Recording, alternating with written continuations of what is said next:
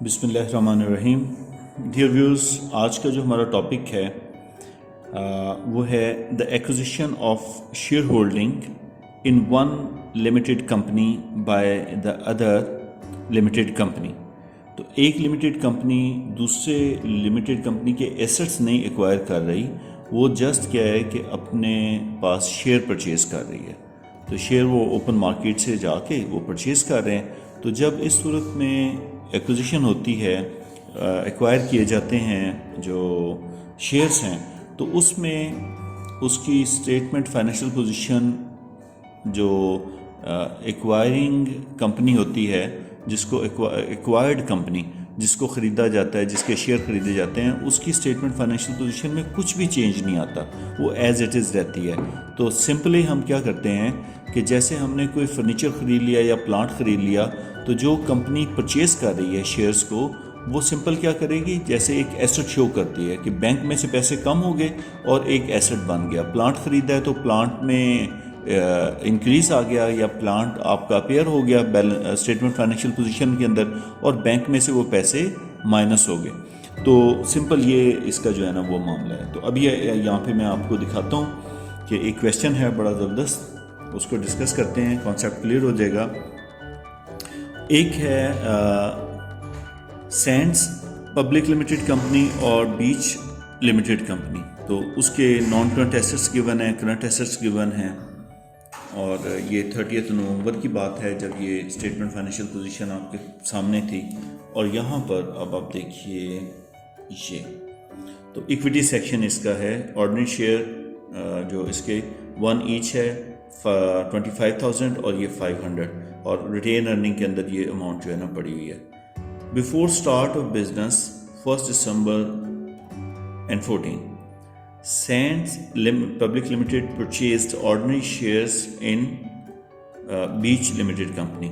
तो रिक्वायरमेंट हमारी क्या थी कि प्रिपेयर आपने statement financial position both the companies to show the effect of Sands Limited purchasing at par.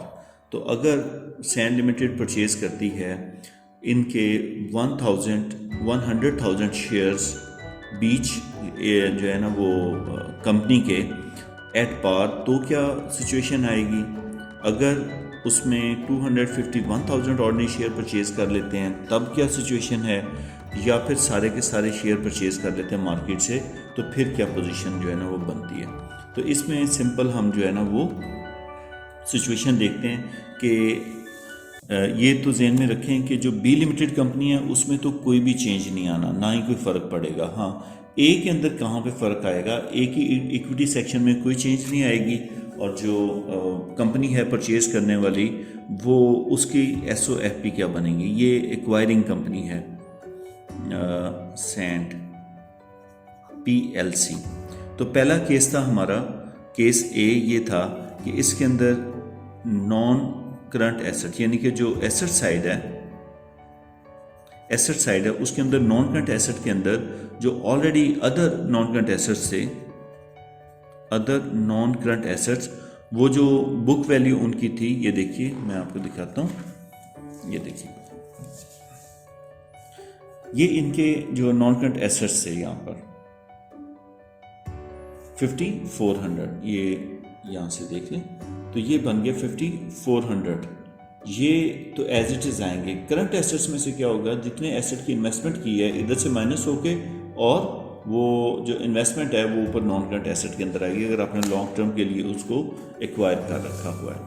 तो यहाँ पे मैं इसको प्रिपेयर कर देता हूँ। तो अदर नॉन करंट एसेट्स वही 54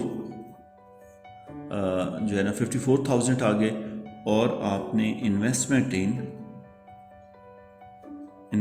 इन बीज शेयर, जो जितने के भी वो एसेट आपने परचेज़ किया है, जितने के भी आपने जो उनके शेयर्स हैं वो परचेज़ किए हैं। तो 100 के आपने किए थे, क्योंकि 100,000 आपने परचेज़ किया, तो सारी की सारी वैल्यूज़ जो है ना वो 1000 के अंदर है, ये चीज़ आ गई। और जो करंट एसेट्स हैं, करंट एसेट्स आपके उसमें जो ऑलरेडी एस के जो सैंड लिमिटेड थी उसमें से जस्ट उसके करंट एसेट्स में से वो वैल्यू 100,000 की लेस हो जाएगी और बाकी रिमेनिंग अमाउंट इधर आ जाएगी। तो 1340 इसके एसेट्स है, उसमें से 1000 इधर शिफ्ट हो गए। तो आपका जो एसेट साइड है वो उतने की उतनी जितनी आपकी ऑलरेडी शो हो रही थी वो चीज़ यहाँ पर अपीयर हो जाएगी। एक एसेट दूसरे एसेट में कन्वर्ट हुआ है, तो इक्विटी सेक्शन में कोई चेंज नहीं आना। बी केस ये था कि इन्होंने ए केस के अंदर 100,000 खरीदे थे तो 250,000 खरीद लिए, तो 251,000 ये आ गया और इसमें से करंट एसेट में थे 250 लेस किए तो ये आपका 89, ये 54 तो आना ही आना है, ठीक है। ये भी 1000 के अंदर है और सी केस के अंदर भी सेम चीज़ें। तो आपका जो टोटल ऑफ एसेट्स है वो वही का वही आया जो पहले आया था। इसी तरह इसका जो आपका है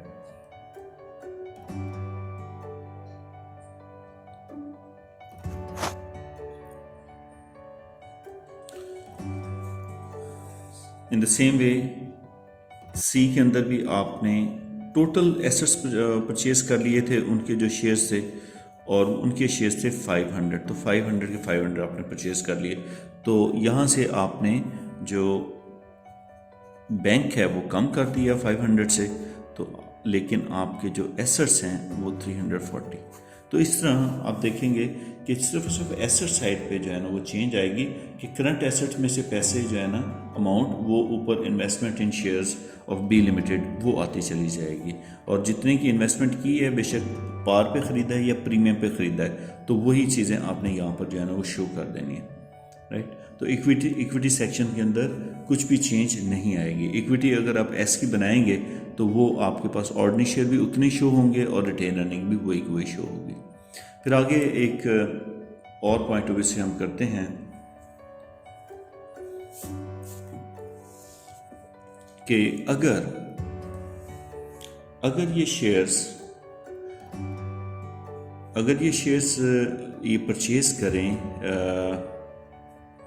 consider the statement of financial position if the purchase price per ordinary share had been, कि अगर उसकी परचेज प्राइस 1.10 पर शेयर थी तब क्या होगा। तो तब सिंपल ये होगा कि आपके जो 100 यहाँ पे शो हो रहे हैं 110 आ जाएगा, तो इधर से और पैसे कम हो जाएंगे।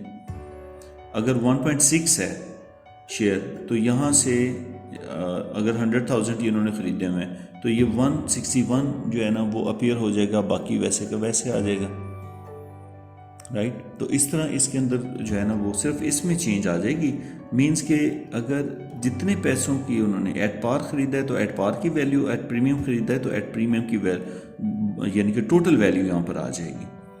तो इसलिए इसका जो फुटिंग है उस पर कोई इम्पेक्ट नहीं आएगा।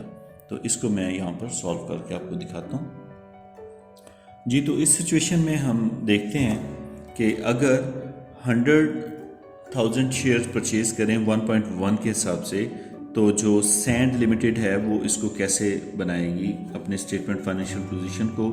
तो जो उसके एसेट्स हैं उसमें नॉन करंट एसेट्स वो विदाउट एनी चेंज वैसे के वैसे ही आपको दिखेंगे। अदर जो नॉन करंट एसेट्स हैं ये अदर नॉन करंट एसेट्स हैं अदर, और इसमें जो इन्वेस्टमेंट है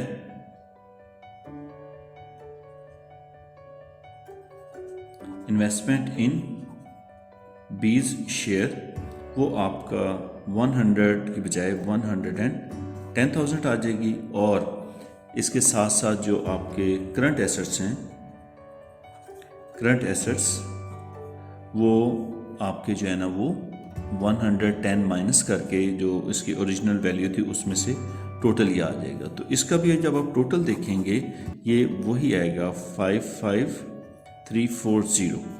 तो ये वही वाला टोटल है जो कि ऑलरेडी आपका यहाँ पर आ रहा था। इसी तरह जब नेक्स्ट सिचुएशन पे आप आएंगे कि आपने क्या किया 251,000 शेयर परचेज की 1.6 के हिसाब से, तो अदर नॉन करंट एसेट तो वैसे के वैसे ही आएंगे और फ़र्क किधर पड़ जाएगा, ये आपका 401.60 ये आ जाएगा, और यहाँ से करंट एसेट्स आपके 938.40 आएंगे। तो टोटल जब आप इसे करेंगे तो ये 55,340। तो ये वही का वही बैलेंस जो है ना वो स्टैंड करेगा।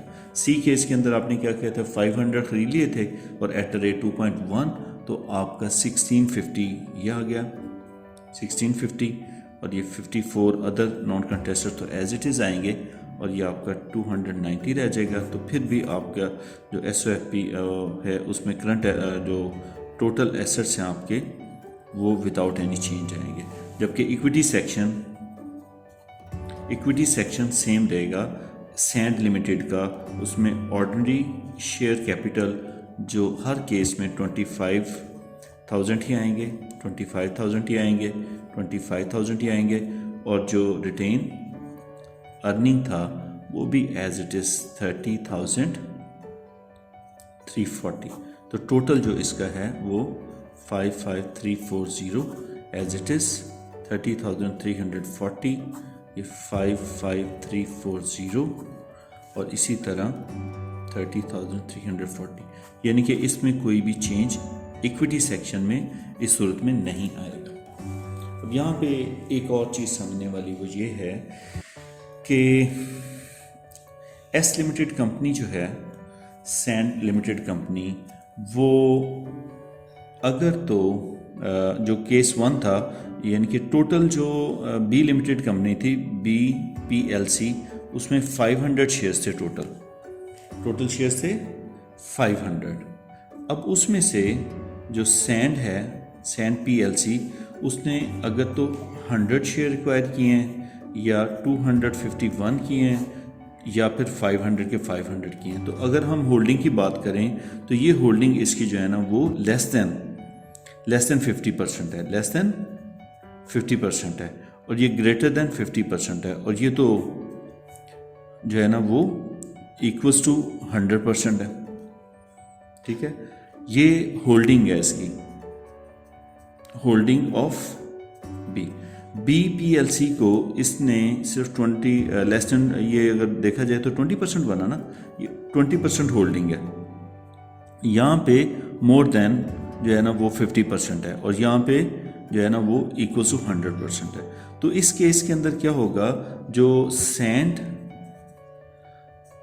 PLC है ना, वो इसको इस इन्वेस्टमेंट को जो है ना वो नॉन करंट एसेट के तौर पे शो करेगी अनटिल अदरवाइज कि ये 1 साल के बाद उसने अगर विद इन 12 मंथ्स उसको डिस्पोज ऑफ ना कर देना हो, तो उस वक्त तक ये नॉन करंट एसेट शो करेगी। जबकि यहाँ पे जैसे 51% से इसकी होल्डिंग ज़्यादा होगी, 51% से जो है ना होल्डिंग ज़्यादा होगी, तो इसको वो अपने बुक्स के अंदर सब्सिडरी के तौर पे लिखेगा, सब्सिडरी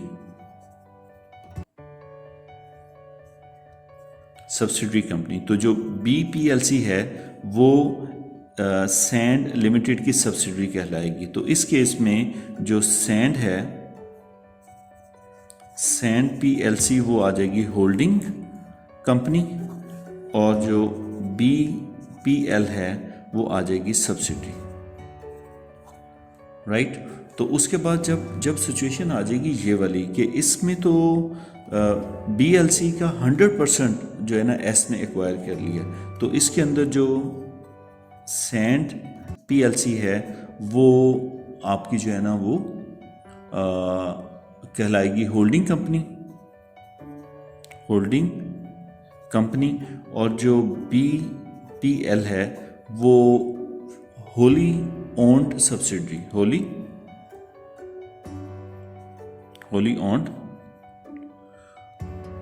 ओन्ड सब्सिडरी।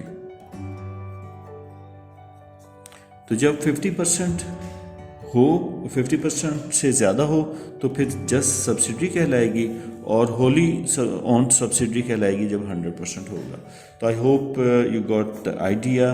ये आपका लास्ट पॉइंट था जो कि मर्जर एंड एक्विजिशन पर था।